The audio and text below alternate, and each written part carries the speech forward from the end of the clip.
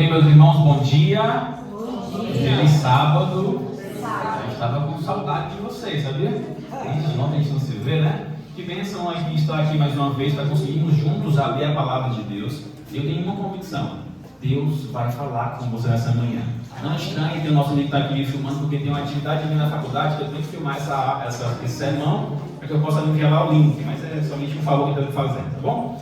Presta atenção no seguinte: eu tenho uma mensagem de Deus para você nessa manhã, mas antes de a gente fazer isso, de a gente abrir a Bíblia, eu preciso fazer algumas perguntas para os irmãos. O pastor me fez um pedido para que eu pudesse falar sobre os temas dos desbravadores, mas eu percebi que tem poucos aqui, então eu já mudei o sermão e eu quero falar com a igreja nessa manhã sobre um assunto fundamental.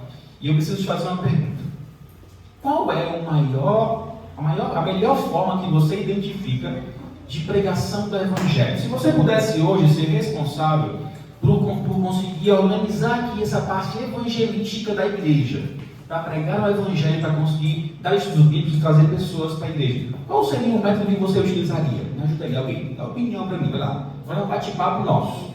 A gente encontrar um meio interessante para conseguir pregar o Evangelho nessa região. O que você acha? O que você faria? Um método, por exemplo.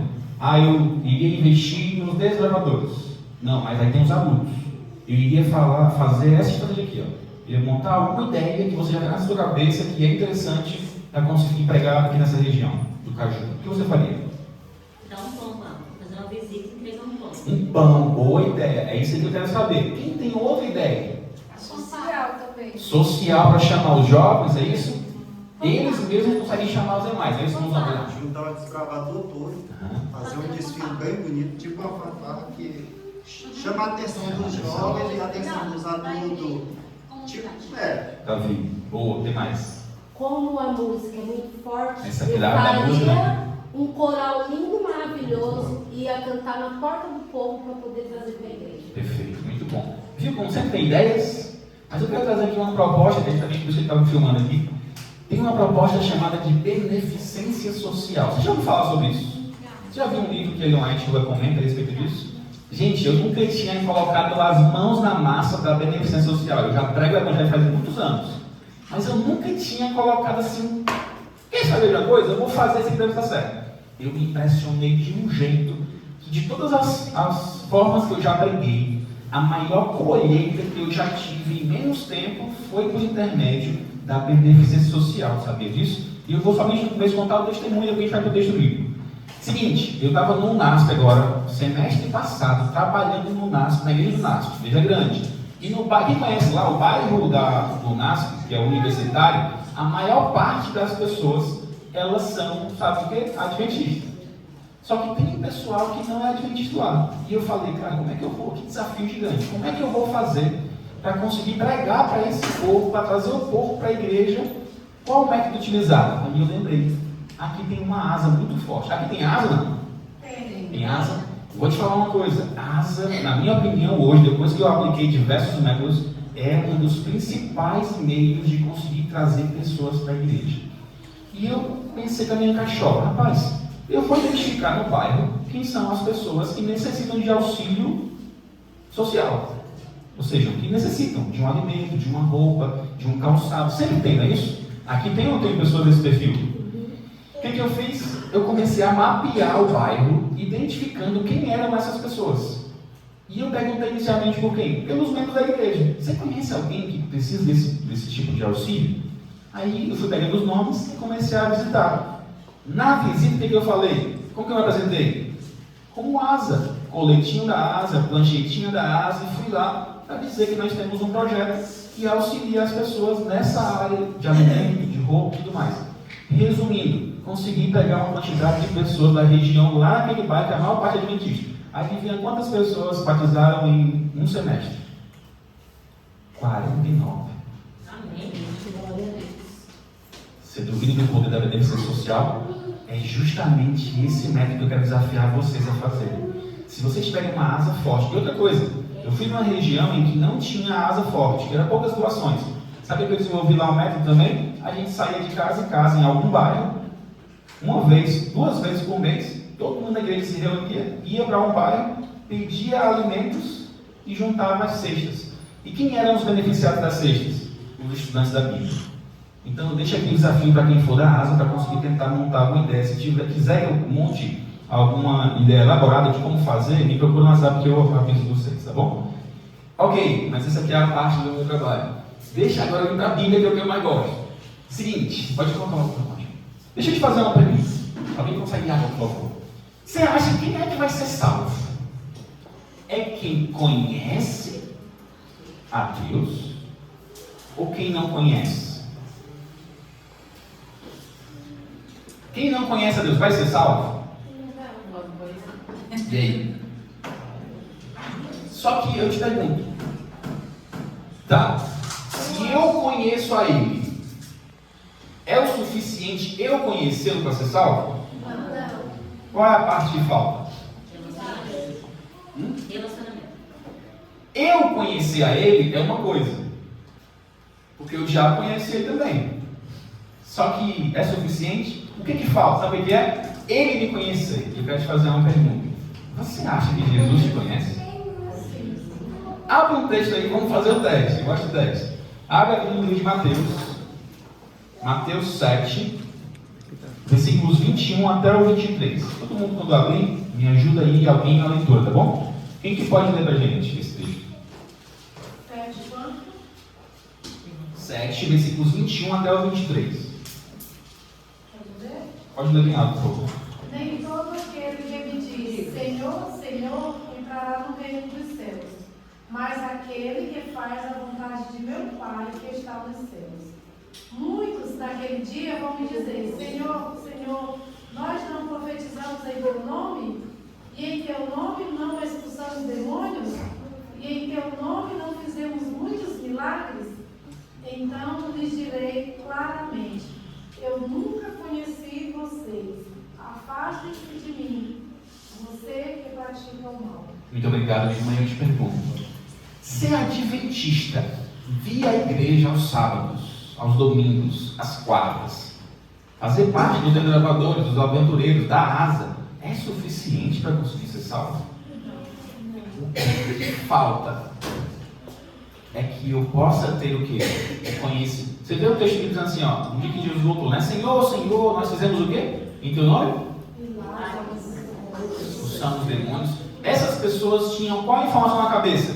Que elas conheciam a Deus, não é isso? Será que tem alguém aqui nessa manhã que vem para a igreja, que participa dos cultos, mas não conhece a Deus? Ou pior, tem uma palavrinha nos últimos versículos aí que é a fala de Jesus com relação a esse perfil de pessoas. Como é que ele vai responder para elas? Sobre o conhecimento, como é que é? Eu nunca conheci vocês. E o pior, tem um outro texto que a gente vai ver no final que ele fala assim, ó, apartai-vos de mim e vocês vão ser lançados num lago de fogo e enxofre. E o pior, esse lago de fogo e enxofre nem foi preparado para nós, seres humanos. Tem um texto que diz que foi feito para o diabo, quem mais?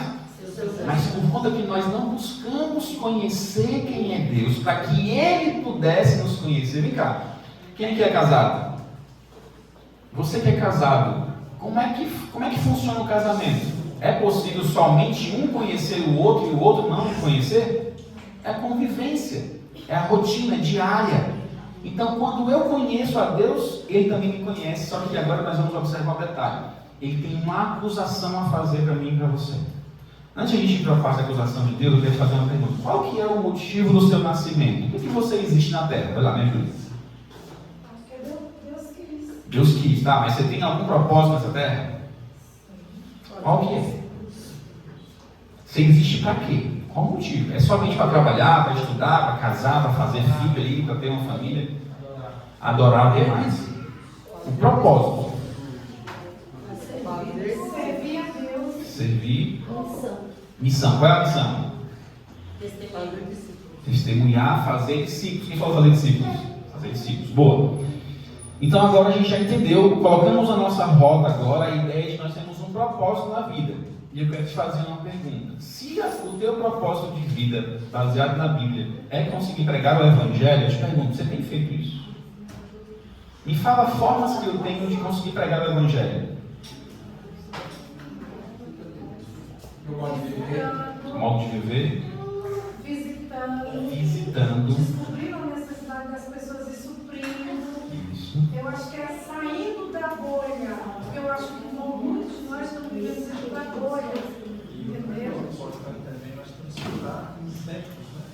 Como? Dá exemplo. Boa. Pregar o Evangelho significa ir lá. É possível eu pregar o Evangelho somente com o meu testemunho? Sim. Será? A Bíblia fala que a fé, a salvação, vem pelo quê? Então eu preciso falar também.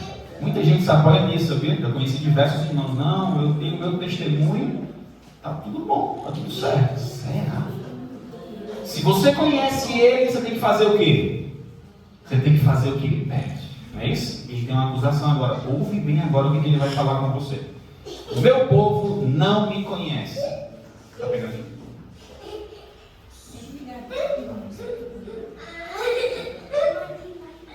O meu povo não me conhece. Olha só o texto de Isaías. Você já viu comigo esse texto, não foi? Algum dia você viu. Alguém pode ler para mim? Bem alto. Consegue ver? Eu vou ler aqui, tá bom? Diz assim, ó. O boi conhece o seu possuidor e o jumento o seu dono, mas Israel não tem conhecimento. O que Deus está falando para nós agora com relação a essa questão de conhecer a Ele e Ele nos conhecer? O que você, quando vê esse texto, você identifica? Qual a impressão que você tem que Deus está fazendo? Qual a nossa associação? Comparando o quê? Hã? Vem cá, se você fosse falar isso com alguém, como é que seria a comparação hoje dos nossos ídolos? Será possível que o cavalo, o jumento, o boi me conhece você que tem raciocínio, não me conhece? Será o que me diz na minha reunião falando? Será o que me diz? Se o jumento e o boi, eles me conhecem, por que você, meu filho, não me conhece? O que significa esse negócio de conhecer? Vou te falar um testemunho pessoal, posso? Eu desde sempre nunca quis ser pastor. Nunca quis ser pastor. Eu sempre fugi de ser pastor. Pra você ter uma ideia, Deus me chamou para viver para ser pastor desde 2012. E eu deixei tudo em 2012. Fui para o Amazonas comportar. Comecei teologia. Sabe quem? Chuta aí quem comecei teologia. Chuta aí um ano, velho. Eu saí de casa em 2012. 2015 eu comecei teologia. Lá na Fádica. Você tem noção da quantidade de tempo que eu fugi desse negócio? Deus foi lá, me laçou, me trouxe de volta. Até hoje eu tenho uma guerra com relação a esse negócio aí, pastor. Porque eu tenho outros pensamentos e aí agora eu sempre tenho que fazer o quê? Me submeter à vontade de Deus. Só que agora eu vou te mostrar um texto. Antes de mostrar o texto, eu quero ler alguns textos a mais. O que significa o conhecimento de Deus? Oséias 6,3 assim, ó. Conheçamos e prossigamos em conhecer ao Senhor. Esse texto de Oséias 6,6 assim, ó. Pois misericórdia eu quero e não sacrifício, e o conhecimento de Deus mais do que holocaustos. O que você acha que significa esse texto de Oséias hoje aqui na igreja? Como seria que a gente poderia fazer uma paráfrase para os nossos dias atuais sobre essa questão aqui, ó? Ele não quer sacrifício. O que ele quer?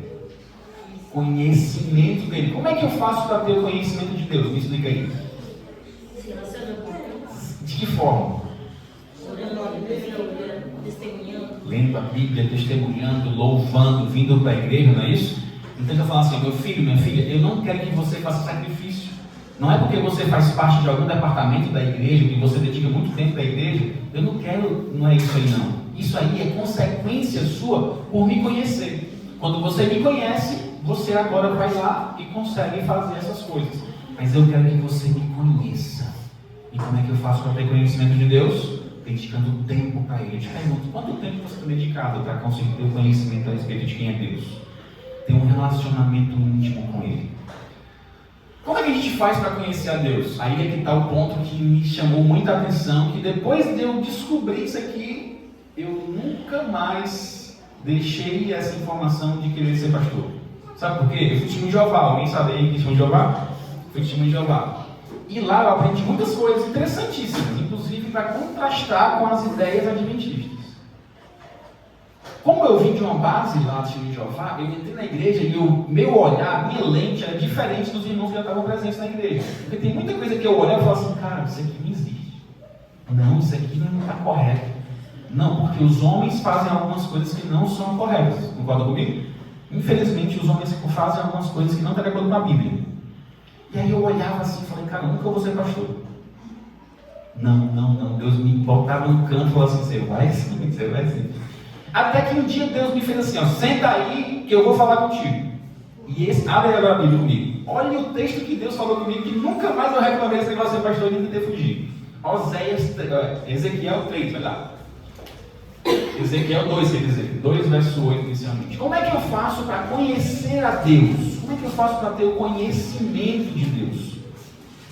Ezequiel 2, versículo 8, por favor, quem achou aí, lê para mim. Olha só, o próprio Deus te colocando sentado e te falando assim, meu filho, eu preciso antes de te entregar a missão de você auxiliar outras pessoas no conhecimento a meu respeito. Vem cá, como é que você vai falar para as pessoas a respeito de quem é Deus, se você nem conhece Ele? Tem condições? Então ele me sentou e falou assim, ó, vem cá, eu vou te mostrar quem eu sou. Como é que Deus aconselha você a conseguir ter o conhecimento a respeito de quem é Ele? 2 verso 8, por favor, me lê para mim aí bem alto. Você, filho do homem, ouça o que eu lhe digo. Não seja rebelde como essa gente. Abra a boca e coma o que eu vou lhe dar. Muito bom, muito obrigado. Você sabia que os profetas, a maior parte deles também fugiam da missão deles?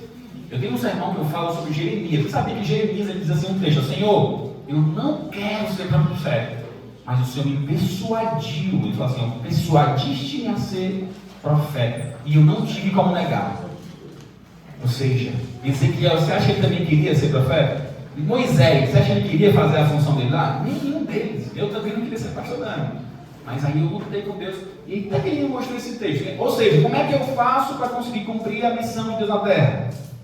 Como é? Eu vou com o texto. Vem cá, só antes de continuar.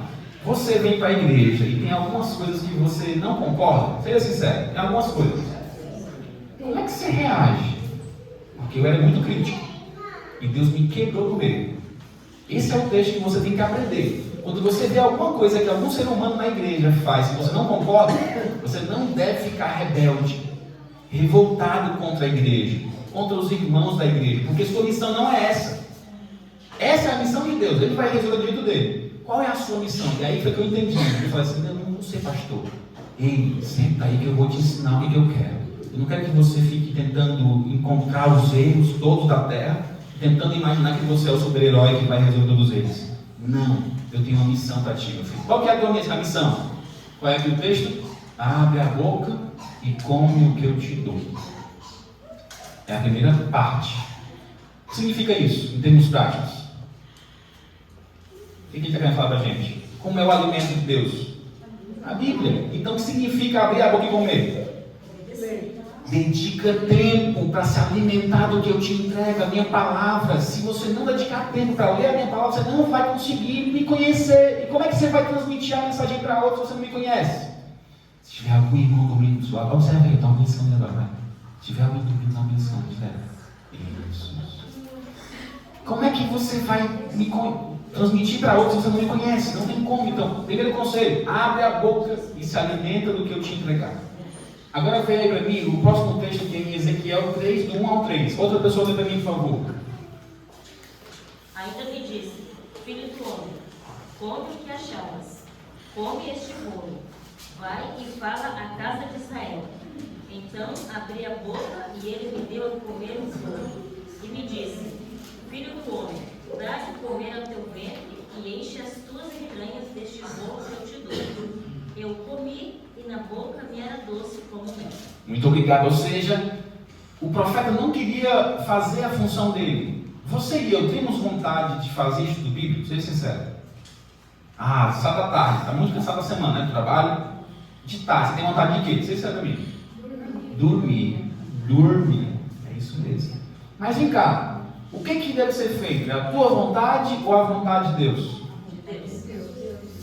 E na semana, por que não faz na semana também algum tipo de atividade para pregar o evangelho? Só não sabe isso? Ele agora fala assim, meu filho, primeiro passo, abre a tua boca e se alimenta da minha palavra. Agora tem a sequência do conselho. Qual que é a missão depois que você descobre quem é Deus? Ou seja, se você vai até a Bíblia e você se alimenta de Deus, você fica cheio de quê? Você já viu alguém que é cheio do poder do Espírito Santo, que abre a boca e fala assim, cara, essa pessoa estava com Deus agora há pouco. E ele continua com essa pessoa. Já viu alguém assim? Ou seja, ela está alimentada de Deus. quando ela fala, tem eloquência bíblica, porque ela dedica tempo para conseguir estudar a Bíblia. Deus alimentou ela e agora vai transmitir para outra. Vem cá, você já viu um passarinho sendo alimentado? Um bebê passarinho? Como é que faz? Como é que a mãe faz, ou o pai?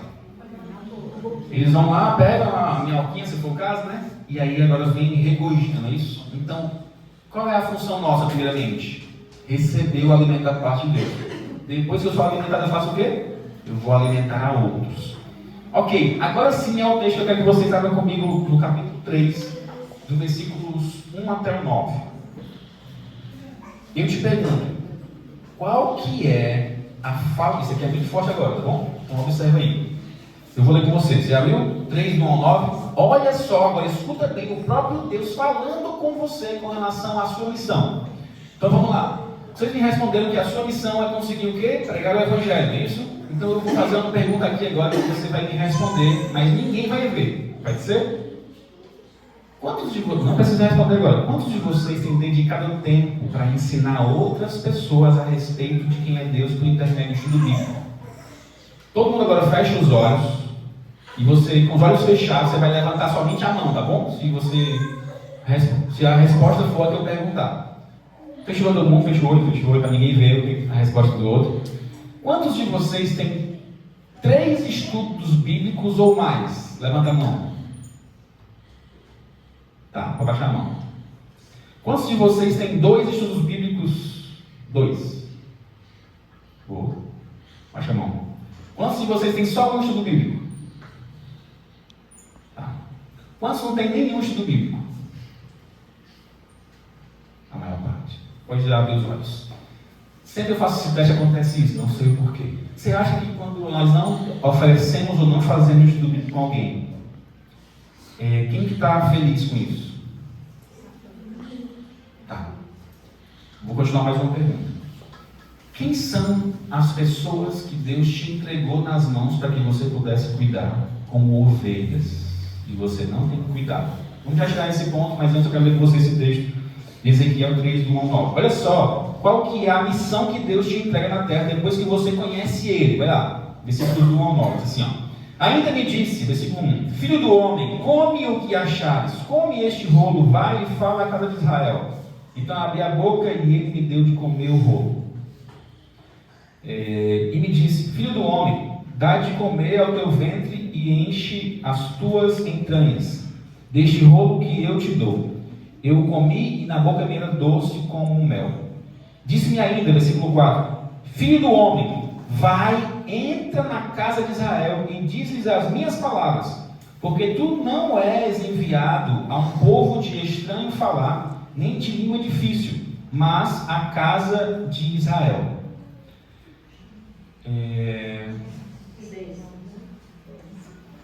Tá. Agora vê comigo o versículo 14. Olha só. Ezequiel estava destruído nesse momento. Ele não queria fazer a função pastoral. E o verso 14 assim, ó. Então o Espírito me levantou e me levou, e fui amargurado na excitação do meu espírito. Mas a mão do Senhor se fez muito forte sobre mim. Ou seja, Ezequiel não queria, não tinha forças, mas o que foi que Deus fez com ele? Levantou. O Espírito Santo pegou e levantou ele para que ele pudesse agora cumprir a missão. Que missão é essa que Deus deu para Ezequiel? O texto vai justamente nos auxiliar na ideia de que nós somos atalaias. Sabe o que é um atalaia? O que é um atalaia? Como era o atalaia naquela época? Como é que funcionava? Alguém sabe? Tinha os muros da cidade, não é isso? E aí esses muros agora eles tinham que fazer qual função? Qual era a função do atalaia principal? Tá, mas quando ele via lá o inimigo, o que ele fazia? Tocava o pandeiro. Tocava, ele fazia o quê? Ele fazia o quê? Ele tinha uma função específica. Qual que era? Anunciar, falar que o inimigo estava chegando. O texto não era esse, modificou ali na hora que eu fui fazer o PowerPoint, mas eu quero te contar sobre ele. O texto vai dizer que ele fala assim, ó, Ezequiel, você agora é um atalaia. Você tem a função de ser um atalaia do povo de Israel. 17. É o 17? Boa, irmão, você achou para mim. 17 diz assim, ó. Filho do homem, eu te dei por atalaia sobre a casa de Israel. Da minha boca ouvirás a palavra e os avisarás da minha parte. Perfeito, muito obrigado, irmão. Então agora, olha a sequência do texto. Quando eu disser ao perverso, certamente morrerás, e tu não o avisares, e nada disseres para o advertir do seu mau caminho, para lhe salvar a vida, esse perverso morrerá na sua iniquidade, mas o seu sangue da sua mão o requererei. Mas, se avisares o perverso, e ele não se converter da sua maldade, e do seu caminho perverso, ele morrerá na sua iniquidade, mas tu salvaste a tua alma. Ou seja, qual que era agora a responsabilidade da atalaia? Qual era? Avisar o povo que o inimigo estava chegando, que a destruição estaria chegando. Se ele avisasse o povo, e aí agora o povo conseguisse fugir, salvar, ele estaria como? Liberto da responsabilidade. Mas se ele soubesse que estava vindo um adversário para destruir alguém, e ele não avisasse, qual seria a consequência disso? O sangue iria recair sobre a cabeça dele. Vem cá. Quais são as ovelhinhas que Deus te entregou? Tem duas funções nesse texto que eu vou com você. Primeira função, atalaia. Você é ou não é um atalaia? Depois que você conhece a Deus, qual é a sua primeira função?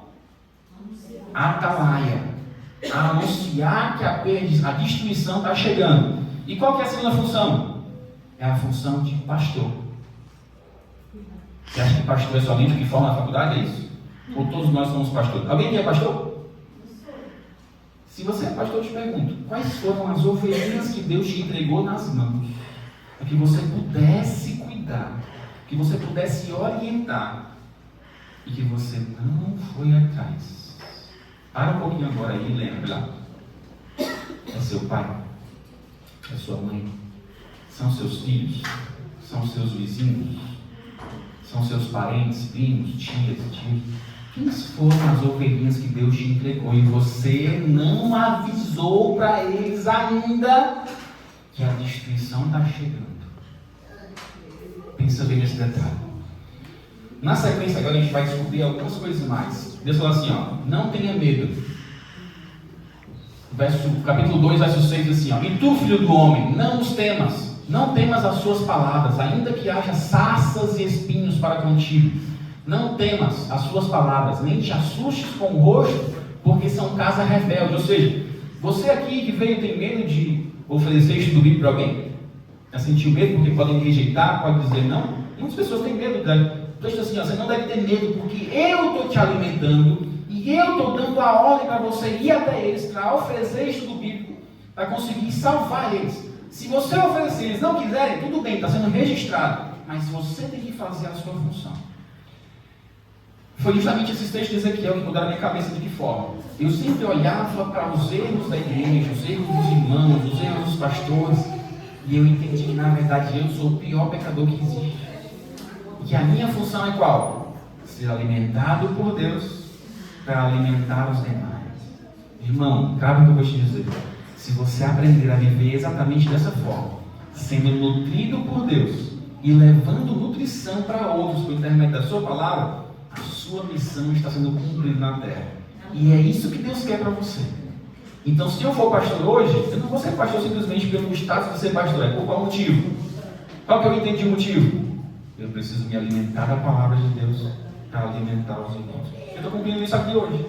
Então, a minha missão mudou na cabeça. É só isso que eu tenho que fazer. Se alimentar e alimentar os demais. Ok, agora vamos para a parte final.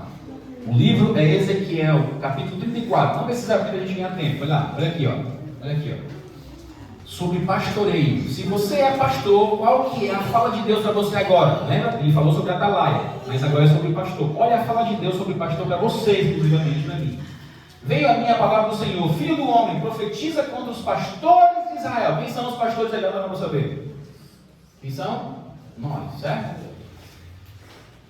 Profetiza e diz-lhes, assim diz o Senhor Deus, ai dos pastores de Israel, que cuidam apenas de si mesmos, Não apacentam o rebanho, a fraca não fortalecem, a doente não curam, a ferida não tratam e a perdida não buscam, mas dominam com rigor e dureza. Vocês não se importam com o meu rebanho, e ele não espalhou por toda a terra, sem ninguém para guiá-los ou protegê-los. Assim o meu rebanho se tornou presa fácil para todas as feras do campo.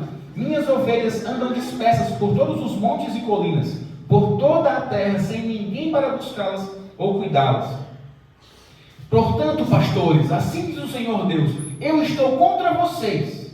Vocês apacentam a si mesmos e não ao meu rebanho. Portanto, assim diz o Senhor Deus, eis que eu mesmo buscarei as minhas ovelhas e punirei vocês pelo que fizeram. Vocês não cumpriram o papel que eu dei. Vocês não protegeram, nem alimentaram, nem cuidaram do meu povo, e por isso serão responsabilizados. Vocês não podem mais dominar meu povo com rigor. A cada um será cobrado segundo sua conduta. Eu, o Senhor, estou dizendo. Minhas ovelhas andam perdidas, e vocês, líderes, as deixaram sem cuidado. Portanto, eu, o Senhor, também buscarei aquelas que estavam dispersas, e as trarei de volta. E meu rebanho não será mais pasto para as feras, porque eu mesmo serei o pastor que cuida de cada um. Sentiu a tocada? Eles pegam a reação minha e sua, pastor. Porque ela fala que os pastores que não o conhecem serão responsabilizados. Por que será? Sabe por quê? Porque quando ele voltar, ele vai falar assim, ó, eu não conheço você.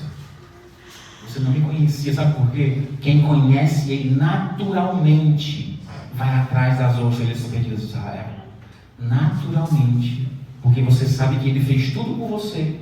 Você vai atrás dos demais irmãos. Ok? E agora eu te falo um detalhe. Não precisa abrir. No livro de João 14, verso 15, vai falar sobre o chamado. E eu te pergunto, se me amais, guardareis os meus mandamentos. Eu te pergunto, mandamento é somente os 10, é isso?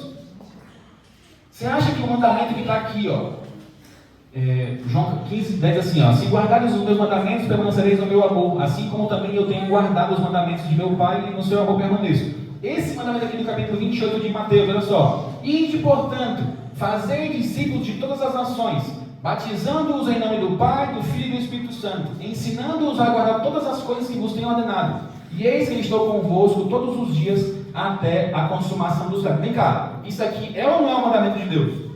É que nós resumimos muito somente aos 10. Mas as ordens que Deus dá para a gente são ou não são mandamentos? Se é um mandamento, você está cumprindo isso aqui?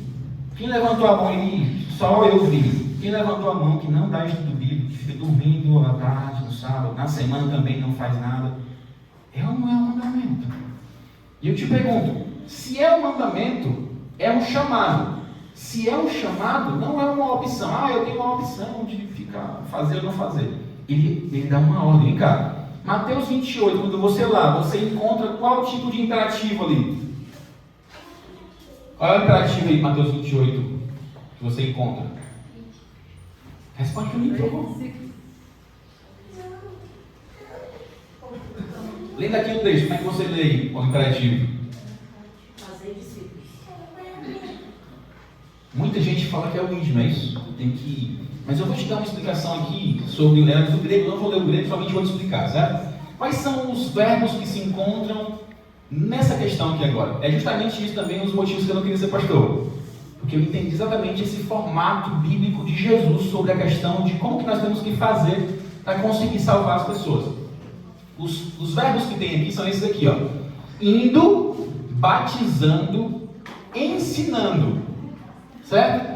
E tem um quarto que é fazer discípulos. Então qual seria a explicação lógica? Como é que eu faço para salvar alguém, para discipular alguém, para ensinar alguém?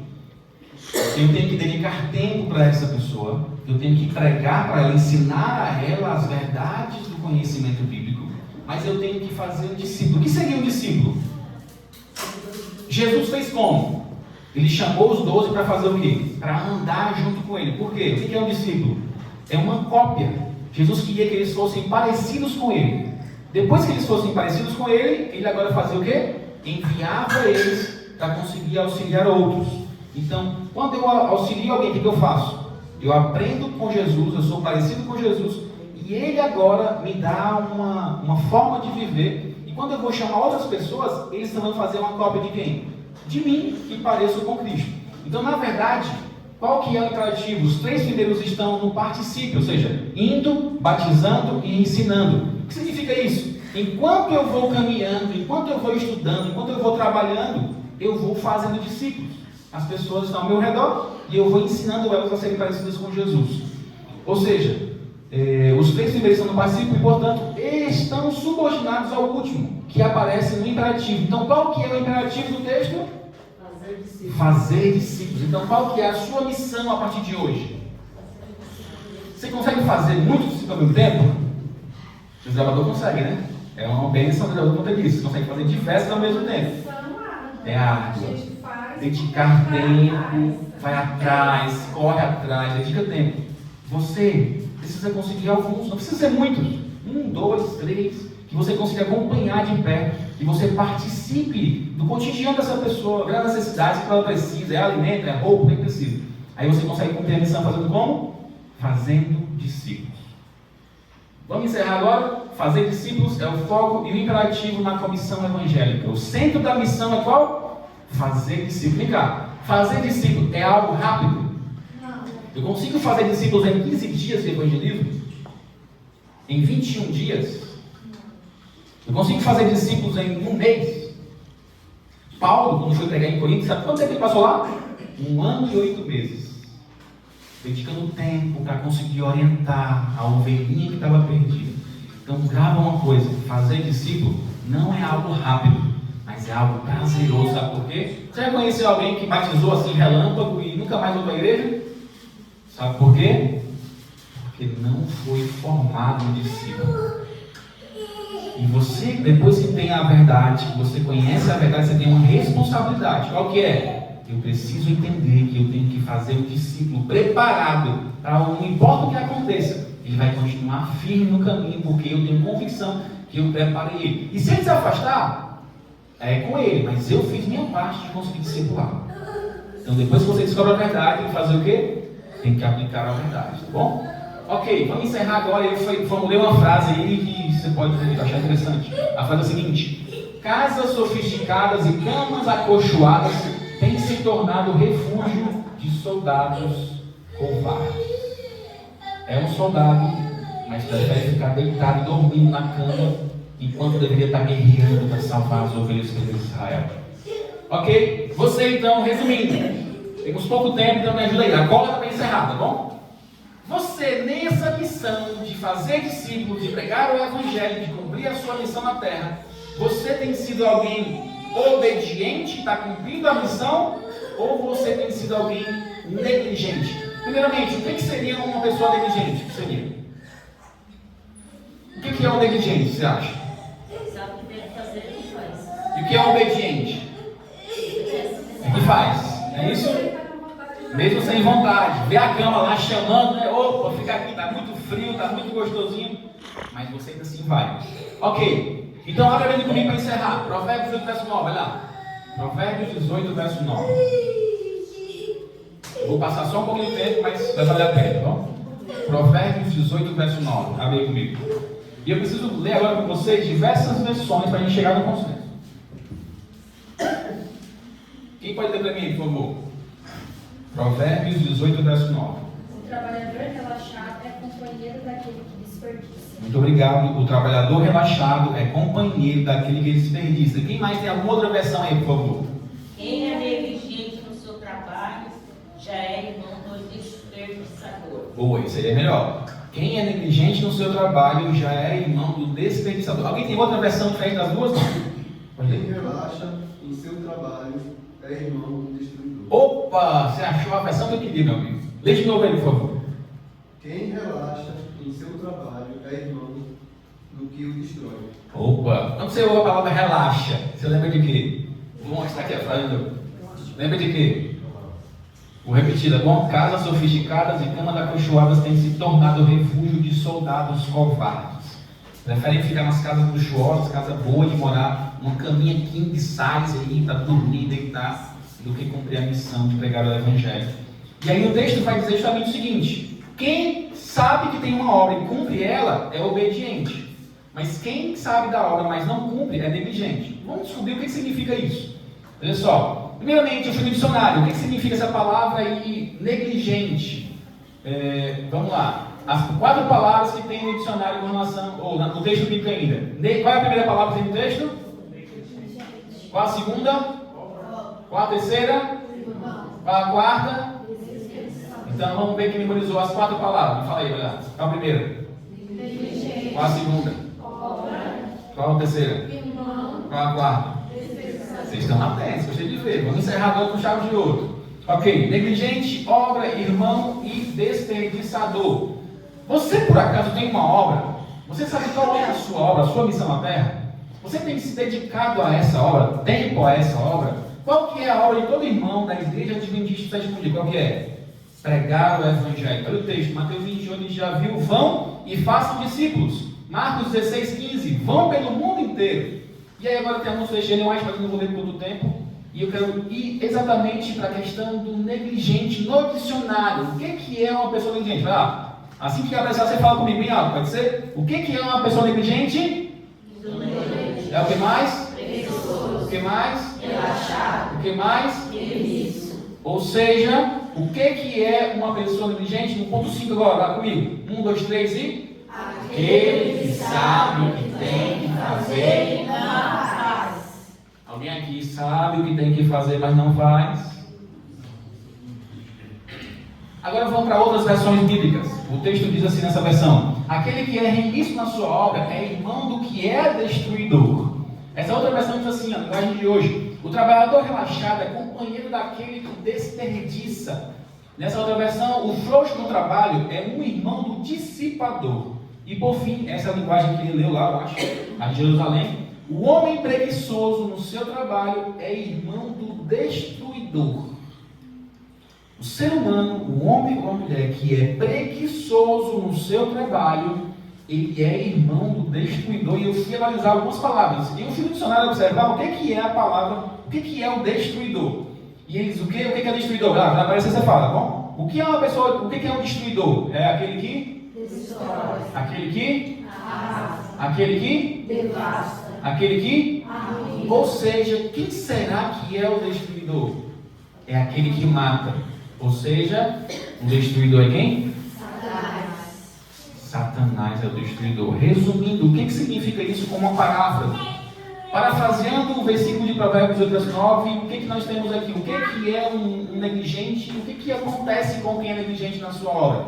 Ou seja, no 3 comigo, lê bem alto. 1, 2, bem alto mesmo. 1, 2, 3. Aquele que não faz aquilo que sabe que tem que fazer é... Eita, viu só isso do doido? Trabalho aqui ainda. É irmão de quem? Satanás. Misericórdia. Ou seja, se você e eu sabemos que temos uma obra, temos uma missão, e descobrimos que somente dá o testemunho, a não ser que você seja mudo, até os mudos que têm a linguagem podem pregar, mas a fé vem pelo ouvir a palavra de Deus. Não é somente testemunhar, é testemunhar e falar, porque eles têm que ouvir, têm que entender sobre quem é Deus. Se você sabe exatamente aquilo que você tem que fazer e você não faz, você tem que ser irmão de quem? De Satanás. Ou seja, isso é muito grave. E se eu estou sendo irmão do inimigo, qual é a consequência minha no final das contas? O fogo foi preparado para quem? Para o diabo e seus anjos. Mas eu tenho que ser irmão de quem? Jesus. Ele também tinha uma obra. Ele veio à terra executar essa obra. E em nenhum momento ele foi negligente. Pelo contrário. Ele foi o quê? Obediente. Jesus foi obediente até o final, dando um exemplo para mim e para você. E agora nós temos o exemplo de Jesus, que é o nosso irmão. Esse é o nosso irmão. E por fim eu vou encerrar com vocês esse texto.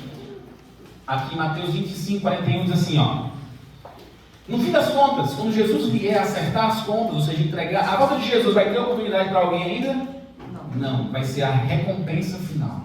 Ou seja, quando ele chegar, ele vai falar o quê? Mateus 25 diz assim, ó: então o rei dirá aos que estiverem à sua direita: venham, benditos de meu Pai, recebam como herança o reino que lhes foi preparado desde a criação do mundo. Esse é o grupo que foi obediente. Quem é que vai receber essa frase aí, desse convite? Quem é? É quem conhece a Ele. Mas lembra do primeiro texto que a gente lê em Mateus 7? Ele vai falar o que para os que Ele não conhece? Esse texto é exatamente para quem conhece Ele. Quem conhece Ele, Ele também o conhece. Ou seja, dedicou tempo para abrir a boca, ser alimentado por Ele. E agora não somente foi alimentado, porque não é egoísta. Ele foi fazer o quê? Foi pregar para outras pessoas. Cada um com o seu dom. Só que agora ele vai falar a respeito da outra equipe que não vai ser salva. Como é que ele vai dizer para ele? Olha só. Então ele dirá aos que estiverem à sua esquerda: malditos, apartem-se de mim para o fogo eterno, preparado para quem? Ou seja, se eu sei que eu tenho uma obra, se eu sei que tenho uma missão na terra, antes de executar essa missão na terra, eu tenho que fazer o quê? Me alimentar da palavra, dedicar tempo para conhecer quem é o meu Deus, para que eu possa orientar as pessoas e apresentar quem é esse Deus que eu sirvo também. Quando Jesus voltar, a pergunta que eu faço é: você e eu vamos estar em qual dos dois grupos? Por fim, ele vai fazer uma pergunta para você agora, no livro de Isaías 6, verso 8. Depois disto, ouvi a voz do Senhor que dizia: a quem enviarei?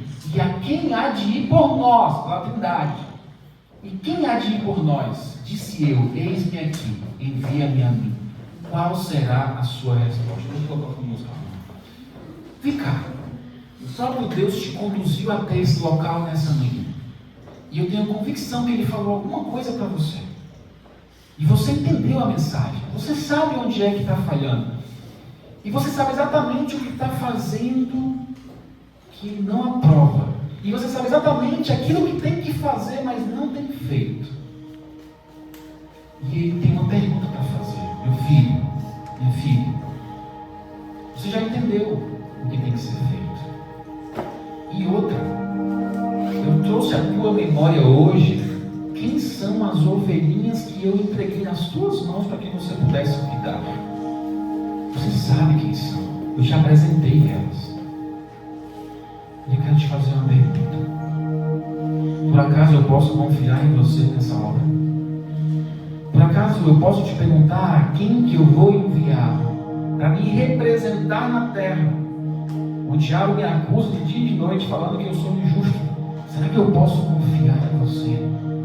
Em anunciar para os meus filhos que não sabem ainda quem eu sou, que você vai cuidar deles, que você vai pastorear alguém, que você não vai querer vir sozinho para a minha casa. Todas as vezes você vai convidar alguém para vir para cá porque você é o pastor deles. Você vai sentir falta dessas pessoas que não estão vindo para cá. Meu filho, eu posso confiar em você essa hora? A quem eu vou enviar nessa missão? Eu quero te salvar, mas eu não quero que você vá sozinho para o céu. Você já imaginou Jesus voltando nas nuvens do céu com poder e grande glória? E você vai olhar para o céu, vai ficar feliz da vida porque Cristo está voltando. Mas aí imaginou a cena de você olhar para um lado, olhar para o outro, não ver o seu pai, não ver a sua mãe, não ver os seus filhos, não ver o seu esposo, seus irmãos, não ver algum amigo que você gosta muito, algum parente que você ama tanto. Vai ser triste você ir para o céu. Vai ficar feliz porque Jesus vai ser suficiente. Mas não seria muito melhor se você fosse com aqueles que você ama? Por isso, nesse momento, não vai ter louvor final. Como eu sempre costumo fazer, o fundo musical vai continuar. E você vai ter a oportunidade de conseguir a presença do seu Pai. Se você não estiver conseguindo fazer aquilo que você sabe que tem que fazer, se você não tem conseguido dar estudo bíblico, não tem oferecido para as pessoas, ou se você não sabe, não chamou alguém para ir com você, enfim, algo que você sabe que tem que fazer, você vai pedir perdão para Ele. Vai falar assim: Senhor, eu entendi a mensagem, eu estou falhando, mas me dá uma nova chance. A partir de hoje, eu vou pastorear essas pessoas que o Senhor me entregou. Eu não vou ser negligente. Se você quiser fazer isso, você pode fazer sentado, de joelhos ou em pé. No tempo que você achar que deve, você vai conversar com Deus, vai pedir para Ele te ajudar nessa missão e pedir uma nova chance para que você possa ser salvo e ajudar outros também a serem salvos. Quando você encerra a oração, vou ficar ali na porta, a gente cumprimenta, você vai para casa. Fale com seu pai agora.